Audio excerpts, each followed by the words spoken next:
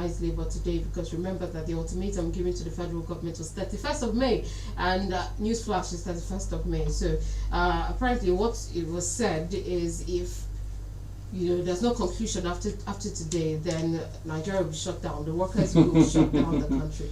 No more work. Then after that, we're going to be talking about the local government autonomy briefly, to get a perspective from our analyst on the importance of local government autonomy. And then the main discussion for today is the withdrawal of multinationals from the country. Now, I mentioned earlier on today's papers that just last week or 2 weeks ago, we were talking about how Microsoft left Lagos, and days after that, they announced that they were opening 100 outlets in Kenya. So we had not, rested or finished drinking water and dropping cup when we now heard yesterday about this big diverse company that also left the country. So we're going to be talking about multinationals leaving the country and having an enabling environment for businesses to thrive. It's not just by calling investors, it's also by retaining these investors so they can stay in the country for years. So these are some of the issues that we're going to be discussing on the Yeah, Sharon, come to think of that, when these multinationals leave Nigeria, how are we going to do on industrialization? Are we set for it? Well, that's going to be the basis of our conversation today. Yeah, so join us. My name is Sharon Mandor. Welcome to the Melting Point. Sharon is with Anefio Enquiry, and opposite me I got Donald Noah, right? A public affairs analyst. Good morning to you, Mr. Noah. Yeah, good morning, Sharon. Good morning, Oselo. Good morning, Memories FM. I can say I'm very happy that we're struggling to have a minimum wage fix, and we're struggling for local government autonomy as well, and we're struggling to recite the old national anthem. The list is endless. We are struggling with inflation, we are struggling with insecurity, we are struggling with... The list is endless if you want to mention it. There are a lot of struggles in Nigeria. Okay, Sharon. But today seems to be the last day for talks between the federal government and, from what we know, between the federal government and the organized labor concerning minimum wage. The ultimatum has not been shifted, so today seems to be like the last day. What are we expecting? What are you expecting? You see, the minimum wage is not the solution to what we are passing through, because even if they give us in the organized labor, they are saying that they need 600,000, so 615, some say 500, but that's not the issue, because even if you give them the money, they could be, we even move to the inflation rate will be so high that what we are having. I think the inflation rate is about 33.3. and food items about 42%. So it's not the issue, because and another thing is that how many percent of Nigerians are workers. So even if 1% is being taken, what about 99%? So but in all ways, I know they are going to have a common ground. I think the federal government is offering the organized labor, I think 48,000 naira. And they say they don't want whether it's now they've increased it to 60,000. Okay, they've increased it to 60,000 naira, and some of them are saying that they are not comfortable. But they're going to have a common ground on it. Common ground on it. How much is a bag of rice? That is the issue. That's the question. You see, this common ground is actually the issue, because some people are saying that it's going to be very difficult, considering that what the labor is asking for is so far away from what the federal government is offering. Yeah, I think the organized labor have taken into cognizance the different aspects that are different issues that are challenging to the public workers, including transport, medication, and all of that, before they arrived at that 600 plus. But come to think of it, 40 or 60,000 naira, can I buy somebody a car tire? Even 40,000 naira, you just mentioned one bag of rice. So which means if they pay you salary, just use and buy one bag of rice. What about school fee? What about rent? What about medical? But for me, what about advocating? If I have an opportunity to tell the organized labor, they should be more on good governance. Then they box the federal government to corner for them to bring back the refinery. They box them to corner for the sake of COVID security. They box them to corner to see they can bring CNG buses and every other thing. So you're saying that the labor's priorities are misplaced? No, it's not misplaced, but sometimes I'm not comfortable with it. Someone may be selfish sometimes, but the main should be on good governance. Because even if they're being paid the 600,000 or being paid 200,000, I don't think we'll take them home. I think we have about we have minimum wage, we have living wage, we have take home wage, but I don't know the one they are being glamorous. Okay, maybe they want take home wage because what they're having is not taking them home. Oh, okay. Yeah, they want a take-home wage. All right. So more or less on transport, logistics, and all that. So workers should be hopeful. And they should be hopeful. See, when they are advocating, I think they should think about the private sector, just about the national multinational that they are moving, and they should be. If government can pay maybe 200,000, for example, 100,000, will the private sector be able to pay with the harsh environment that we are now? How are we going to manage that? So that's the question the labor need to ask themselves. And even if they pay them the money, as I always say, that the inflation rate is becoming so high, and I don't know how they are going to distinguish between a civil servant and me and not a civil servant. Because when you go to market, maybe we should tell Ghanaian people they should present their ID card. So when a civil servant is presenting ID card, we know the price is going to sell for it. So they're going to pay some of us that we are not civil servants. Okay. Now let's be very straight, Donald. Why the back and forth, in negotiations concerning this minimum wage? Why has it been that long?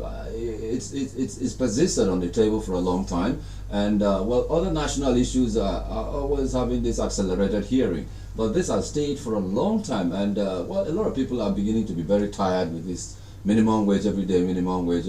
Our children are coming to hear minimum wage without having the real wage itself. Which of it? So what is the cause of this? The only bills that are going to they always have accelerated readings, more or less elitist bill. Executive bills? Elitist, not executive, not because okay, the national anthem bill is an executive bill, but it has a very accelerated hearing meeting between one day the national specifically House of Rep between one day first reading, second reading, third reading, and it was passed sent to the Mr. President. I think yesterday or 2 days ago, Mr. President signed it into law. And the question you now ask, what is the essence of that? And another thing, when they didn't have gasoline, immediately I was with somebody yesterday. He said when they have shortage of gasoline, that's a jet flight.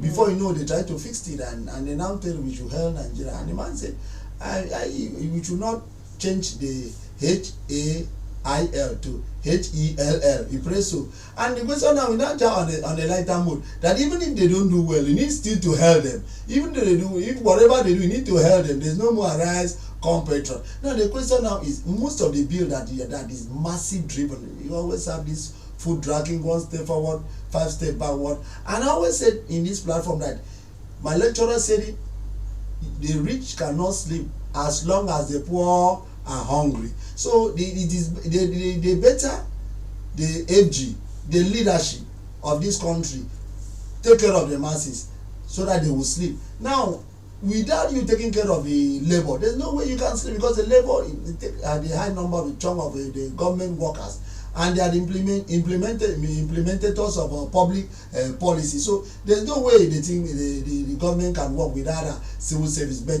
if it is their own bill, do you know presently now, Oselo, we don't know the salary of a National Assembly member. We don't know the salary of NNPC workers. We don't know the salary. Even some CBN workers, we don't know their salaries. So FIR, some you cannot know their salaries. There are some parastatals. We call it, whether you call it A-level parastatals, you cannot know most of their. It's only salary of common civil servant that when they say add 1 naira, you see government will be dragging. They say they have 30,000 provisional wage from September to April, and some workers say they only receive 2 months. So I don't know why government doesn't want to take care of the workers, because the high time they take care of the workers so that we're going to have a very robust, we're going to have a very peaceful country, because most of this insecurity is as a result of poverty. Okay, let's go into the conversation of the local government autonomy. Now, the federal government took the state governors to court concerning giving the local governments their own autonomy, and one of the cases was the fact that development starts from the local government. So it's very important to let these people be, and so they can work efficiently. Now, I would like to hear from you, from your perspective, what you think about that, and then why it's so important for us to go with the federal government's decision to make sure that local governments are autonomous?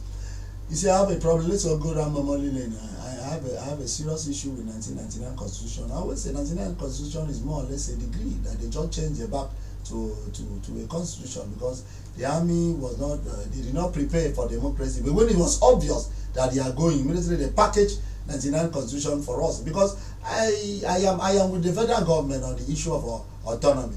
It is from data from NBC, that's the National Bureau of Statistics. That's NBS. Yes, NBS. 70% of Nigerians live in rural area. That is the truth. And now, if you don't take care of, if this third level of government is being strangulated, like what we see in some states, there's no way we can have a secure country. And we have most of this insecurity. We had some states in the north that bandit are becoming village head, bandit are becoming tax collector. And yesterday I read something online that from one of the international bond interests that the cost of food item is as a result of there is no insecurity. Now I am with the federal government on this. I already gave 30 days to governors for them to come and defend themselves. He has given them 7 days to come and defend themselves. I am with the federal government, because you should allow these 8 years of government to work. Because if you don't allow them to work, there is no way the dividend of democracy we can enjoy in that area. Because if 70% of Nigeria are living in a rural area, then why do you strangulate them? It's only few people that are living in the city. It's only few people that will take care of the city. Like in Abuja, that over how many percentage of Nigerians to go to Abuja. I don't know whether Oselo or Sharon, when last did you go to Abuja? If you give questionnaires to Nigerians now, ask how many Nigerians go to Abuja, you find out it's about 1 or 2%. But this federal allocation is being shared. They almost had the chunk of it, the state and the local government level. So I am in support of local government autonomy. I am in support of the Supreme Court judgment. I pray that you give Supreme Court in favor of local government. And let us draw home. You see, when His Excellency Pastor Umana said, if you want to concern local government election, please make sure you're going to live in your local government. So that was a very, very big decision by our government, His Excellency Pastor Umana. Because you cannot know the problem of your people if you are not with them. Live with them. If you know that you don't want to live with them, you come to you can take any other appointment, so that you allow people that are sincere, you allow people that are with the people. Because somebody can run. I told one of highly placed man in the state, he said not everybody that come to your house that come to beg you money. Some just come for some just need advice, some just need a counseling. So running away from the people that you are leading, which you are chief servant, is not the best. Okay, the litigation on local government autonomy by the Attorney General, Minister of Justice Lateef Fagbemi at the Supreme Court is a frontal attack on federalism. Some people think so, and of course, you know, the only federating units recognized by 1999 Constitution as amended are the states. The local government are to be administered on the basis of laws promulgated by the respective state houses of assembly, albeit to be governed on democratic tenets. Now, the local government area's autonomy advocacy merely seeks to undo this conventional system and smuggle into picture the local government areas, therefore further strengthening the central system, which is in our circumstances already barracuda of sorts, already dying on its weight. Do you think the state governments don't want the federal government, the local governments to be autonomous? Yes, they do want. Most of the states they are using local government like cash cow, but thank God it's not in Enquiry. If you look in Enquiry, more or less, I think I am on A. Almost since Pastor Umana was running, the local government is more or less in autonomy, because the money they are receiving, it goes direct to them. That's why the government asks them for scorecard. Some of them were running task letter because the government has allowed them to run their local government. Whatever money goes to them, it goes to them. They pay their salary and they get their money direct. So, but when it comes to most of the state, if you go to some state, most of the local government headquarters have grown with weed. Some is being occupied by reptiles. Some is being occupied by rats. You know why? The only day that they will come, they will not prepare one hall. They will come there once in a month and hold FGPC. They will share the money and they will go away. The next one they will appear again is the next sharing money for the next month. So I am in support of the local government autonomy, and most of the governors doesn't want local government autonomy.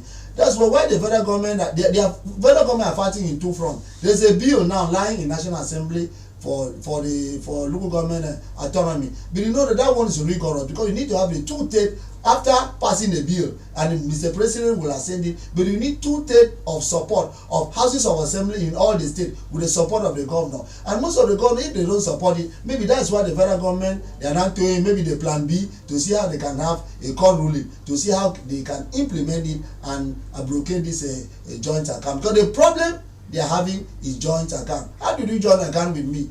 You are having the local government is another level of government, state government is another level of government, and always ask, if the federal government have a joint account with state, would the state be happy? If the answer is no, so then why are they joining their account with the local government? So I am in support of a local government autonomy. Okay, some other people are arguing that one of the reasons that the local government is not autonomous is the issue of corruption on the local level. Now, how does this influence the judgment or the arguments? I'm not saying the judgment, the argument. Whosoever that is peddling that, is it the only local government that you have corruption? Corruption virtually in every way. Can you talk about corruption in the federal civil service? One man we were discussing a few days ago, and the man said you cannot even quantify local government corruption in civil service. Are you going to tell me there's no corruption in the federal government? Are you telling me there's no corruption in multinational? Even in the houses, we have corruption. In fact, corruption is more or less like a conical twins. Most of the public office holder, not all. But the question now is not corruption is not synonymous with a local government. So whosoever that is peddling that, I think is one of the advocates, one of the supporter of some governors that they don't want autonomy in the local government. All right, elected representatives of the people in Nigeria, that is the state houses of assembly, have voted against the idea of local government autonomy at least thrice since 1999 because they know its hidden implications. What are the hidden implications? No, the hidden implication. Why I think the thing has failed. Most of the administration, about 2 or 3 administrations have tried. Even last administration tried, and it's failed. It is the governor that is always frustrated. Even some governors will lobby the National Assembly member not to pass it. So why did it fail? It's because of the joint account. Why do you think that they love local government so much? The problem of some governors is the joint account. So they will recruit the money, they will pay. Some of the local government, staff don't go to offices. So what they do is that they just come some peanut, pay to them, remove something and give to a puppet which they call local government chairman, which they have installed, and they will take the other chunk of money and misplace it. So if you have a local government autonomy, you can hold your councillor, you can hold your supervisor, you can hold your local government chairman accountable. So what have you done? Like what Pastor Mono is doing. That's what he said, bring your scorecard. Did you see any local government say they don't have money? Because you are giving them free hand to work. So if he doesn't want you to misappropriate or to divert the money, use the money for the people. He's telling you, come, because any student that go to school must have report card. I'm a wholesaler. Yeah. And your report card during those days, and when you go to primary school, when they gave you report card, we will always look at the red barrel and the blue barrel. If you have red barrel too much, there's nothing you have failed. If you have blue barrel too much, that is, you don't have any red barrel. You know that you have average mark. So thank you, but I know that before any money, His Excellency is going to tell us some of the local government who have not performed well. And if you don't perform well, he said you may be dropped. So it is a very good one because none of them has come out to say that they are not giving them free hand. He has given them a free hand and he's telling them, come and give us your report card so that it will not be that you have diverted the money. So that is what I expect others other states to do. Okay, another argument is that the local government chairman, I know that the governor of the Kwabon State has done has made a step towards making sure that local government chairmen reside in their local governments, that they have jurisdiction, for lack of a better word, So some people are arguing that some of these local governments, government chairmen, are not residing in their local governments. So why do they need to be autonomous? Would you suggest maybe a law be passed or then a measure be taken to make sure that they reside in their local government where they they have office. I think when autonomy is being done, it doesn't even need a law to be passed. Is Pastor Mono living in Abuja? The answer is no. Is the president of Nigeria, His Excellency President Tinubu, is he living in London? The answer is no. So if autonomy is being passed, there's no law again that you need to be passed now. You need to reside in your local government. I think the only law need to be done is going to be from the, because we have lawmakers at the federal, at the local government level, which is the councillors. So there's no law is going to be, there's no law from maybe from National Assembly or State House or Assembly that will regulate them. Maybe if there is any local government that is flying everywhere or is running away from the local government, it's the duty of the legislative, local government legislative, which they have the leader, they have the councillors, which they are lawmakers, to pass a law. Say, sir, you have not been living in local government, you've been impeached. So that law is there. There's no way that they will do. They say they need law. Did I, Sharon? Did I need law than not to eat, to carry a digger and start to break the road? I don't need a law to be born on that. I will know that I'm not doing a very good thing, that the law will catch up with me. So if autonomy is being given, other thing will take care of itself, because there's no local government you find in a warehousing and shelter Africa again. You don't find them in your local government. When you finish your tenure, you can come up. So there's no law for me. I think if local government autonomy come into play, everybody, the councillor, the supervisors, the chairman, the vice chairman, the secretary, everybody will live in their local government automatically.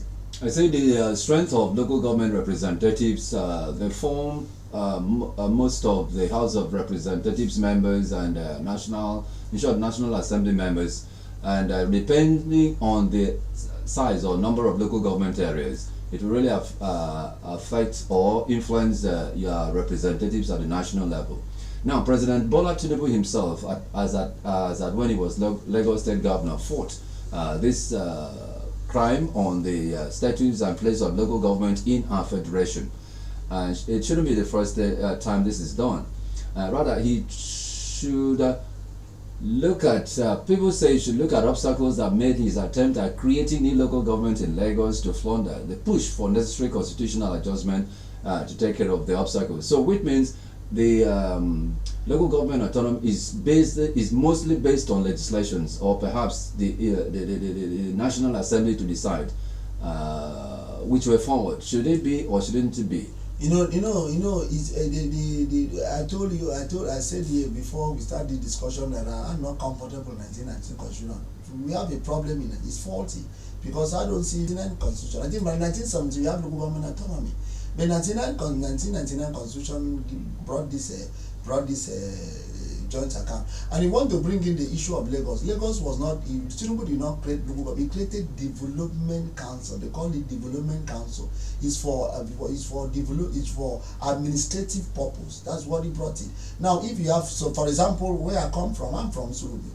Now we have about two clans, the Didensat and Obium. So what Tinubu do, for example, is it's too big, so let us create as a development council. Then the local government might be Obium, or as a local government area, and the development council will Obium. And what they do is that when the allocation comes, they will spread the allocation of that local government and see where they can administer it, because of some local government are too big. So it's for administrative purpose. So what Tinubu is doing now is not creating any other local government. We still have 774 local government, but he's saying that allow the local government administration to work. Governors, stay and continue with your federal allocation and IGR and see how you can generate money. Allow local government to work, because one of the greatest problems you have, people rural urban migration, is because nothing is happening at the grassroots. Because if something is happening at the grassroots, I don't know, most of us will not find our way in you. Because personally, I'm a very local man. That's why most of the time I spend time in my village. But thank God for what Pastor Mono is doing. You call the bottom-top approach in governance. He has 367 PS. That is all the world represented. And we have the rice food. He started from the world. He has one project per local government. He has the houses for a very vulnerable people, which each ward, you have to have one vulnerable, the wind bill as for. And he has people where they are paid in the elderly, which we are paid about some grant. So that's the kind of governance that we look for, because like what the Pastor Mono said, he said, politician, we will take care of it. He knows. But let us take care of these people so that they will allow us to rest. So what President Tinubu is doing in the FG about the autonomy, I am with him on that. So the autonomy should come. No, anybody that doesn't want autonomy, any governor, maybe there is what he has done with the allocation of the local government. So the federal government is in order. Okay, let's move on to the main discussion. If you're just joining us, this is the melting point of memories at 6.5 FM, and it's 10:30. And what that means is that it's 30 minutes left before we wrap things up on the program. Now, we've been talking about the local government autonomy. We've been talking about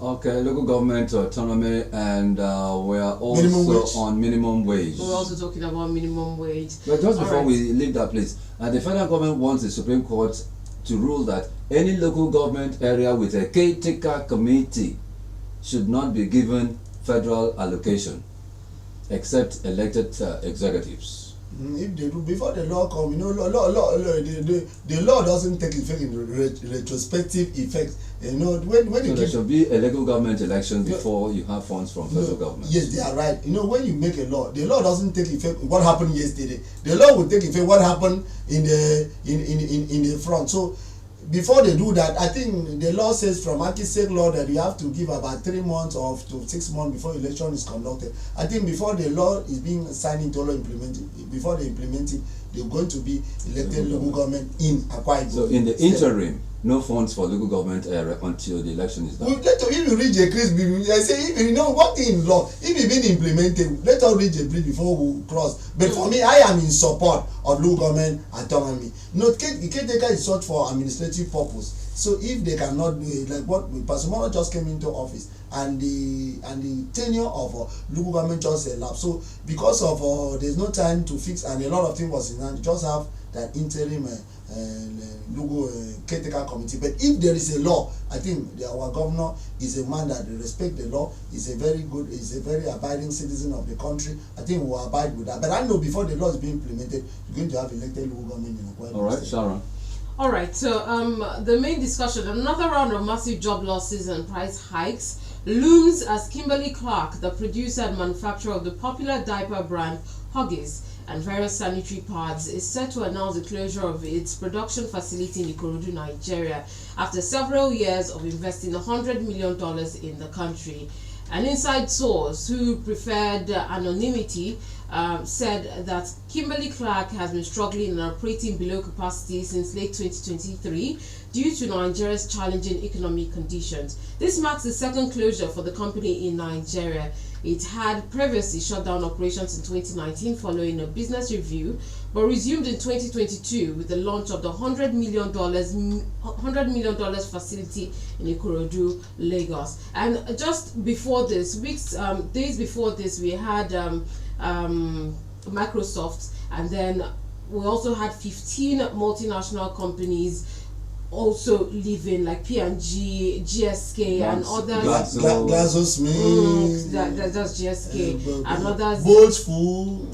So many multinationals leaving the country. Maybe also leaving the country.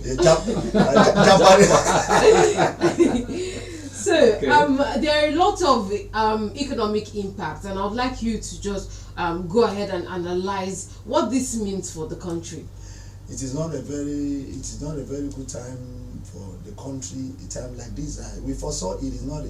I always say that development, governance is not a rocket science. It's like mathematics. 1 + 1 is 2. If you say 1 + 1 is 1, maybe it's marriage. You are going to say that, but in actual sense, 1 + 1 is 2. So, and then in mathematics, like if you are doing the quadratic equation, if you don't know the formula, even if you peep somebody answer and put, a good mathematician will mark you wrong, because a good mathematician He didn't show working. Yes, a good mathematician will mark you from the step 1 which you have put the right formula. When you got it wrong, and maybe if it was 10 marks, it can even you 8 marks because you've got the step right.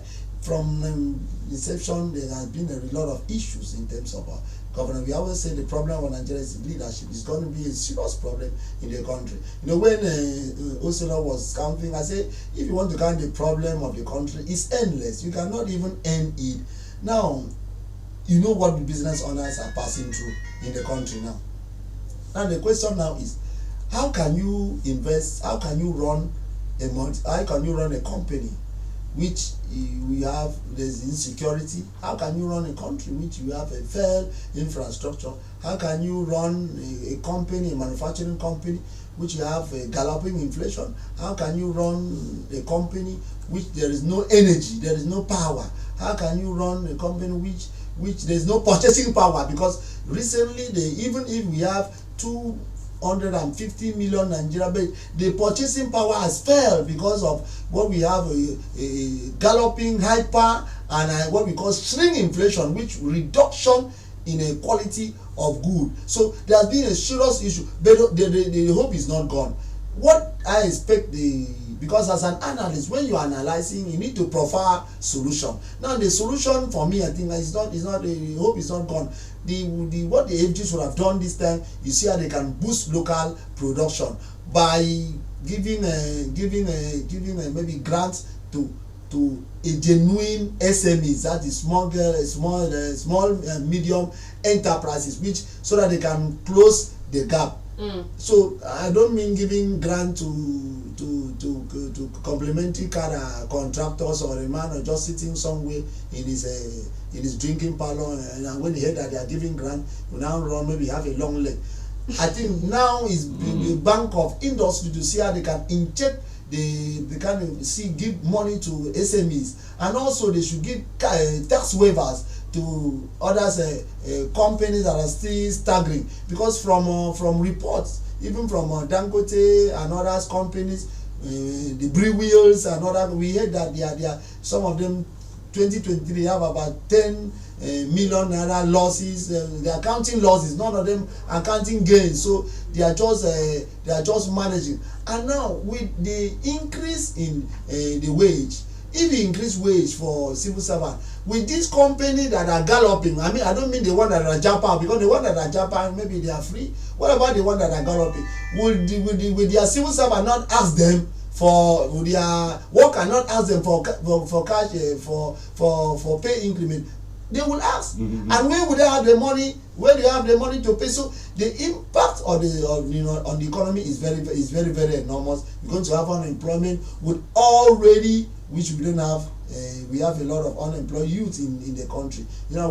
I followed the South Africa election. One analyst was talking and see they have about 50% of South Africa don't have a job. I was just talking. I said, we mean South Africa is good, but if you come to Nigeria, we cannot even sincerely know the percentage, because if Wale Edun could say that it's only 10% of Nigerians are 500,000 and above, so which means it is so bad to that level. Because if 10% out of 100%, so we mean 90% doesn't have 500,000 in their account. And I don't know the class that all of us belong to. So that's the issue that we found out. So there are a lot of impact on these people jabbering. But now the federal government, to see how I can boost local production, to see how I can fill that gap. Yeah, aside from local production, multinational companies have been leaving Nigeria, some say for a variety of reasons, including economic uncertainties as well as challenging business environment.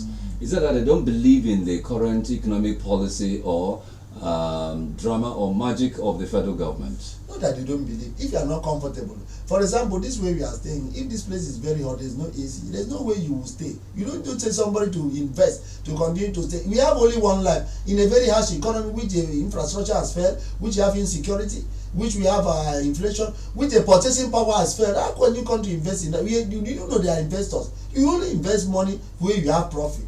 You don't invest where you know that you don't have profit, and also their lives also need it at stake. So I'm not speaking for them, but for me, I think it's because of the harsh environment. That's why they are living. Okay, but what are certain policies that the government should look into to make sure that there's an enabling environment for these businesses to thrive? Yeah. Because as I said earlier, it's one thing to go out to countries and say invest your money into our country, $100 million and all of that, and these people are okay with the manifesto that you have given to them, and they come in with their $100 million just to leave after a year because they cannot manage what's going on in the country. in this case foreign exchange. So what are certain things that should be done to make sure that some of the investments, foreign direct investments, businesses that will bring it to the country actually stay? I don't want to sound like a broken record. I think I will summarize it only in sincere leadership at all levels, not only Mr. President, from Federal Executive Council, the National Assembly, the state, everything needs sincere leadership. The problem, the greatest challenge we are having, that most of our leaders are not sincere. Because the question now is, if you are sincere, what? I'm not against Lagos or Calabar Coastal Rail. I'm not against it. I'm in support of that project. But the question is, investing whooping sum of 15 trillion for 8 years. I don't know whether for 8 years the program, that project is going to come in fruition. Why don't you see I can fix the economy? Why I can fix the refinery? Because the problem we are having now, major two things are the one crippling the economy of this country. One is refinery. Two is insecurity. Now, if government can fight insecurity headlong, I think we have a very safe country. Three is power. Now, if we were struggling from 20 out of 24, but suddenly the NEC, that's the National Electrical Regulation Commission, just increase tariff. So, now, if I have 1,000 naira, want to have a token, it's only 4.5 token for 1,000 naira. And this is a country that are very high number of people are very poor. Even if company, how can a company be able to pay this? Even a barbing shop, how can they be able to buy a tariff of 4 kilos for 1,000 naira? How? So you need to have a sincere leadership. We're struggling. We're not even come out of power, but the tariff are being increased. So you need to have sincere leadership from at all levels. I always say that two things always guide a country, which is patriotism and integrity. But most of we see in Nigeria, even I'm not only boxing leaders to come, even citizens. We were discussing with my friend the other day. He said the difference between the citizen and the leaders is an opportunity. The citizen will say the leaders are stealing money, but just give them an opportunity. Some of them even do more worse than the leaders that we are seeing today. So the general problem is so complex that we cannot stay here and say, even they give us refinery today, we need a sincere leadership. And I always say this is the only country that we have. And what always bothers me is the 3 children that I have. I say, will I leave this kind of country for my children? What can I do? I was listening to Oselo when he was saying what the governor has done to that man. Has been there. In fact, I've been years in this. We've seen that man conducting traffic. People were just giving some nobody. It's not in any payroll, not in a payroll of traffic or state government. But thank God for our excellency, Pastor Mono. He has given him a leverage. That man is an honorable now. He's an honorable now. Going on with a government pay. So that is what we are saying. So you should think about what we can do for the country. See what that young man has done. That place you have a traffic dreadlock, but in the traffic without nothing. But Nigeria, everybody that goes to go, people thought that government is no man business. Government our own. Don't go there to see you can steal everything. See how you can bastardize the whole place, and it will affect like the problem we are passing today. Go to many fields. We have great luck because of the major marketers are selling 590 something, while the independent marketers are selling about 850.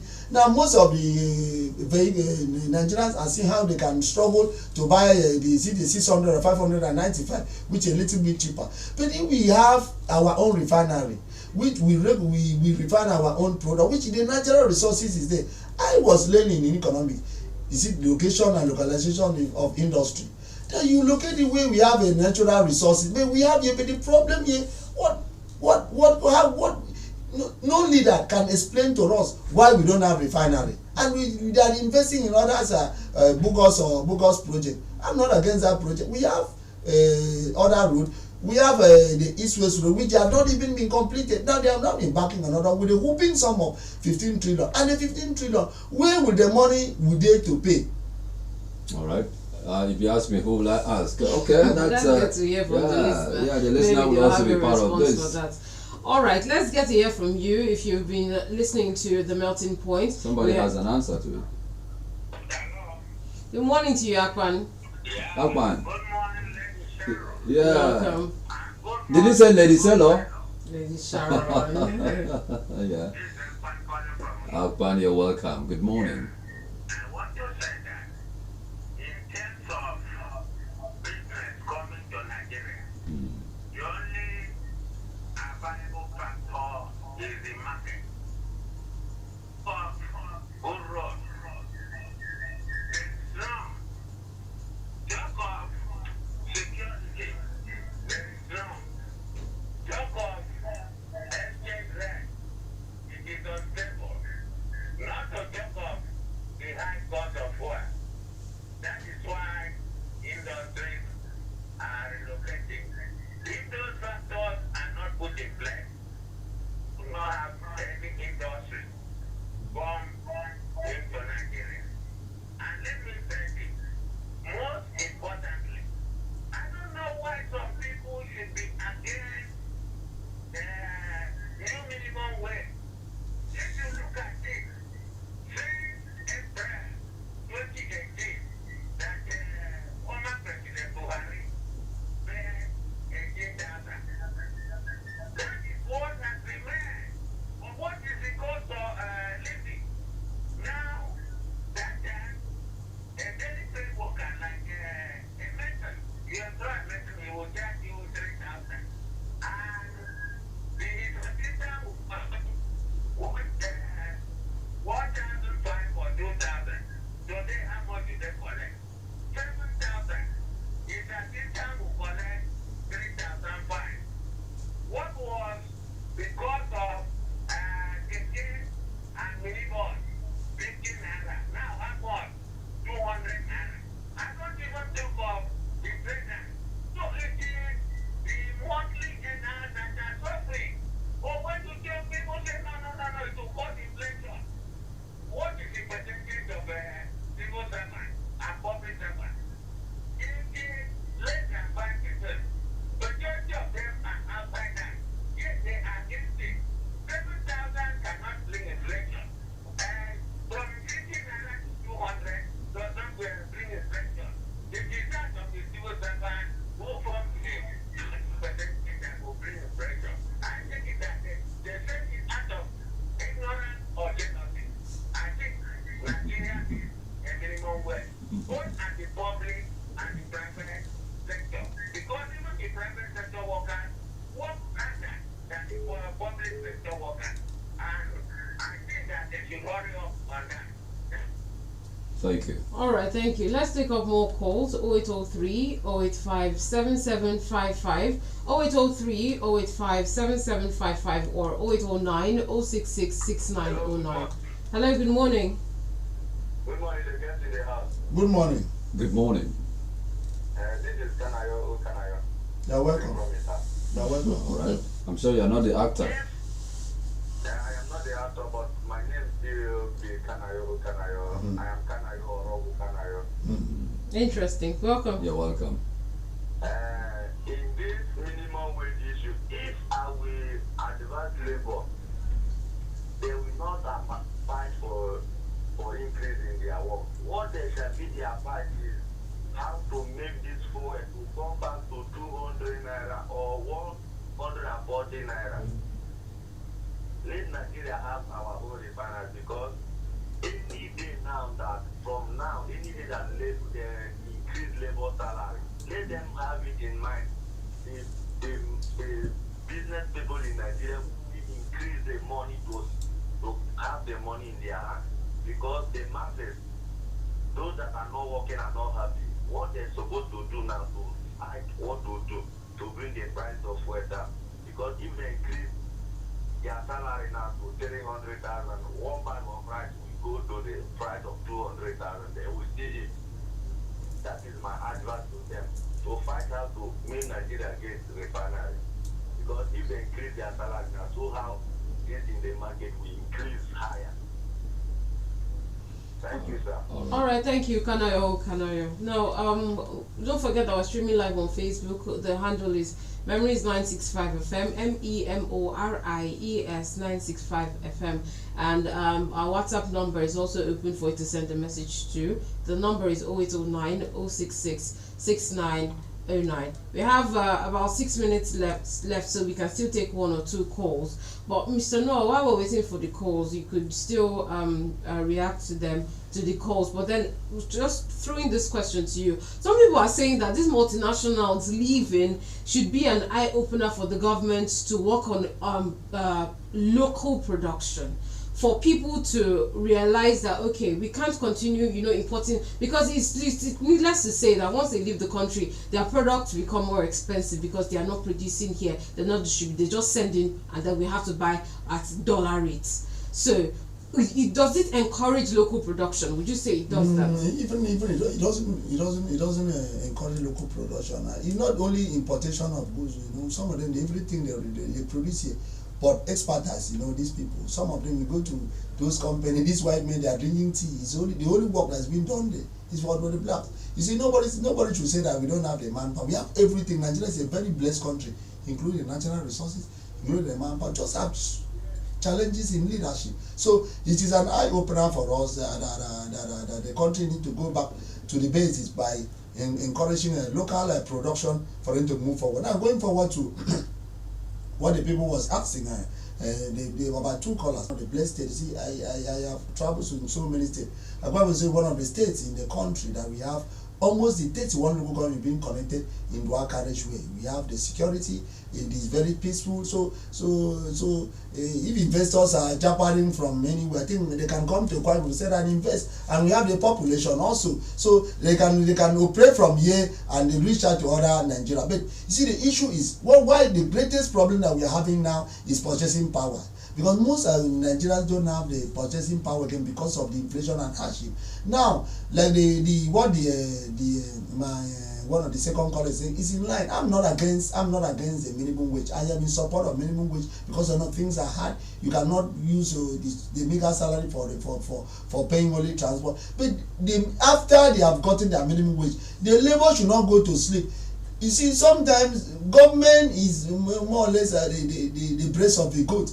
If you see there's one going to be hitting them more like the government, so that the government should go for good governance. Because like the second caller, if we have the refinery, a lot of things will come into play. They should tell government, please make sure that people are secure. Why within some states we have insecurity? And like what the former president said, that if insecurity persists, the president Sani Abacha, he said if insecurity persists within 48 hours, the government is complicit.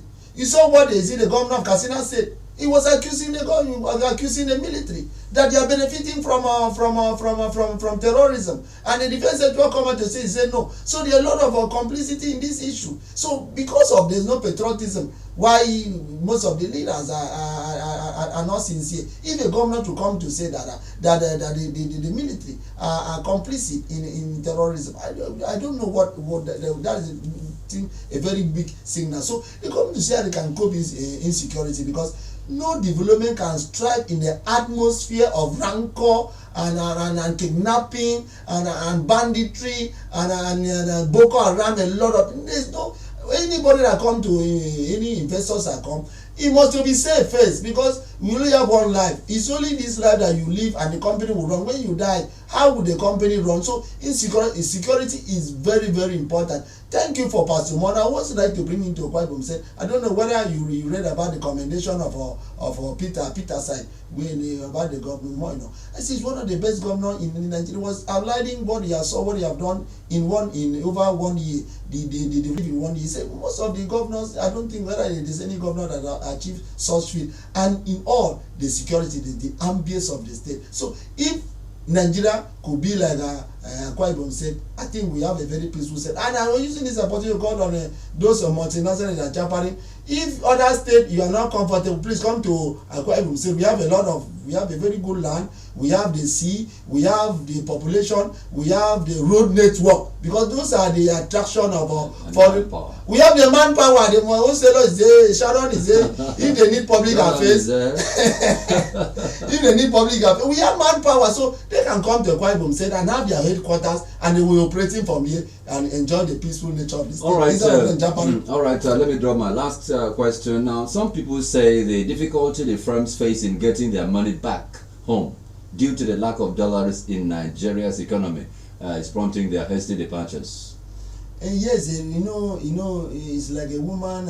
It's like a woman that just packed out of the. Getting their money back home. It's like a woman that just packing out of the husband's house. You give a lot of excuses, and some of the excuses, the husband is innocent. So this multinational may have a lot of analysts. Some of them have some excuses, which some of them are not cogent, some of them are not verifiable. But there's no investors in Nigeria that have not gained, because we have the population, we have everything, and and Nigeria is. There are no enabling laws like some country which you cannot wire a lot of money to your state, and a lot of capital flights. Some of them, when they just come and they have made their money, they are ready to go. They will just give one or two excuses and they pack the money and go. But in some countries, you cannot just stay and wire some money out of the country. They call it capital flight. And one of the greatest problems we are having, I don't know why the National Assembly have not made a law concerning that. Like in Japan, you don't book a capital flight. The money must move 7 hands before you move to another hand. In some other country, in Israel, about 12 hands. In US,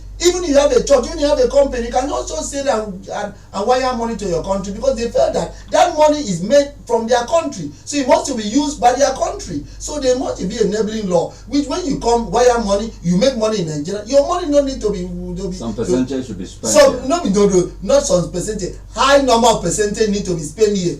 All right, thank you, Mr. Noah. We've run out of time.